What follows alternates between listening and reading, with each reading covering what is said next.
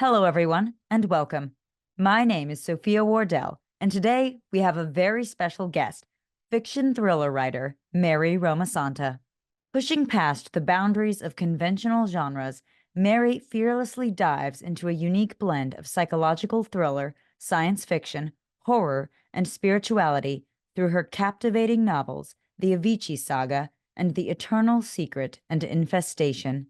Thanks for joining us today, Mary. Thank you for having me.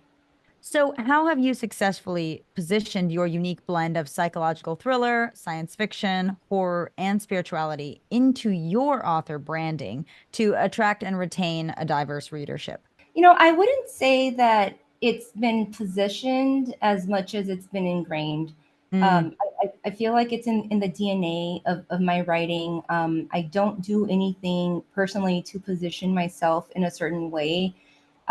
That's taken quite a bit of work in terms of really figuring out who I am and the stories that I want to tell. But I feel like the stories that I tell, no matter who you are, where you come from, we all come from, that similar experience, which is the human experience.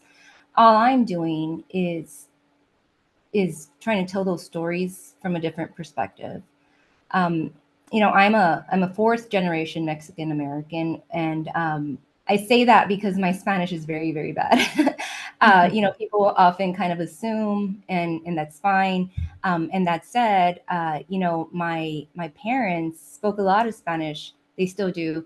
I'm not at that level of Spanish. It's a different culture as generations go through. I've actually had to hire a Spanish teacher to give my kids lessons. That said, I'm proud of where I came from, and I strive to tell some of those stories that I have heard growing up. And you'll see this with Avicii Saga. I talk about brujas and curanderas and curses. That said, that's not the only side that I aim to tell. Avicii Saga, in particular, is Hindu.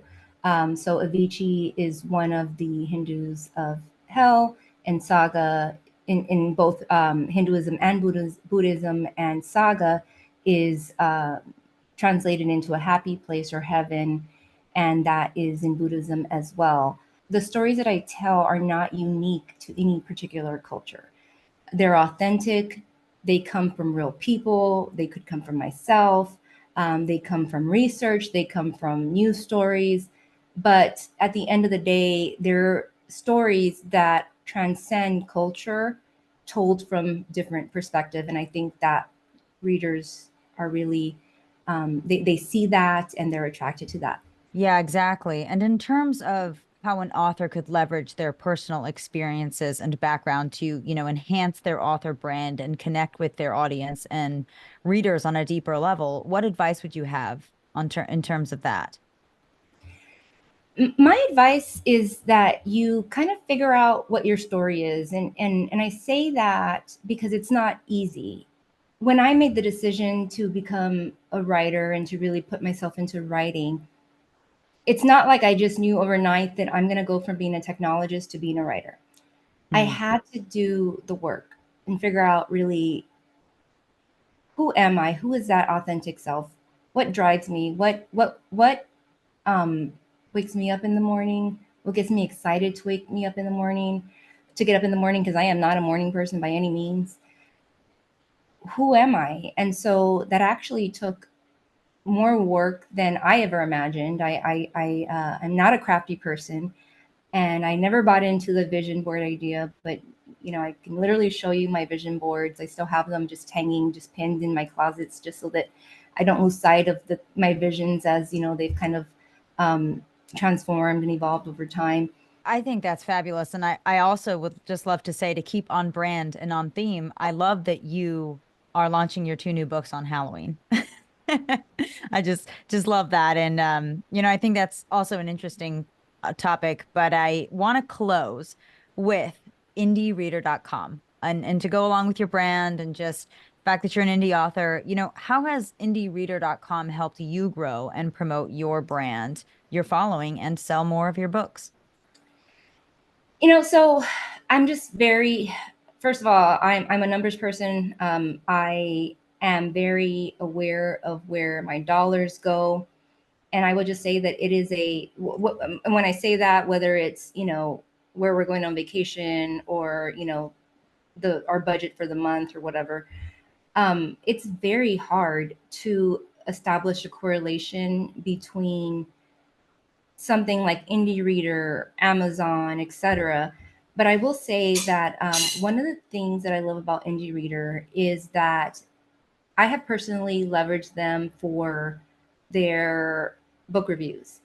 Mm, And what they do, that again, I'm just a big fan of, is that they will assign a book review to a professional book reviewer at a decent cost compared, and it is a paid review, but it's an honest review. So just be aware that when you're paying for a review on Indie Reviewer, you are not paying for a good review. You're paying for an honest review. mm, That said, they will assign it to a reviewer based on your genre. And I think that's very important because there are a number of reviewing, even the most reputable reviewing services out there. They just literally, it's a workflow. Hey, you're next in line. You just say, they assign it out. With Indie Reviewer, they look at your genre and they encourage the reviewers. Yes, it is probably a workflow, I'm assuming.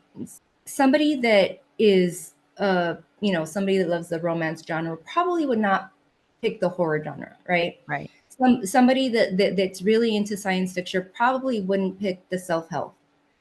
And so when it comes to Indie Reviewer, they actually encourage their professional reviewers to give unbiased, honest reviews based on their interest. And I say this because I blew $500 on a very reputable service that I'm just convinced reviewed based on the wrong genre.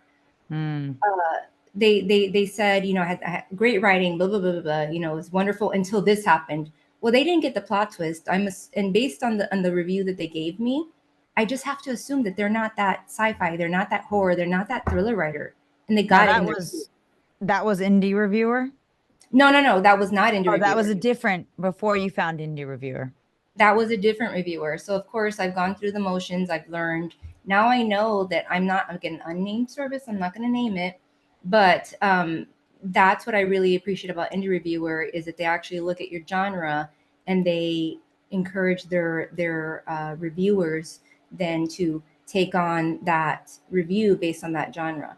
I will also say that with Indie Reviewer, you get a rating. I believe it's like if you get a 4 or 5, you're automatically Indie approved. And so what I saw when I got Indie approved and then also added to their list of like 10,000 subscribers. So if you're Indie approved, you get added to this list of subscribers. I will say that I saw a 20% increase month over month for several months that I can only attribute to Indie Reviewer and Wow. that review and that possibly I don't know, the email blast, I'm not sure, but it's the only thing that happened during that 3-month period. I wasn't doing any other marketing. I wasn't doing any other, really, I wasn't doing anything. I'm just really focusing. This was for Avicii Saga. I was focusing on finishing up The Eternal Secret. So I was doing zero marketing or any other sort of boosting posting for Avicii Saga. And I saw a 20% increase in IG followers month after month. Well, Mary, thank you so much. That was wonderful insight on author branding. Thank you for having me. That's all the time we have for today. Thank you, everyone, for tuning in to today's interview with fiction thriller writer Mary Romasanta. Be sure to check out our website for more videos. Wishing you all a fulfilling and successful writing journey.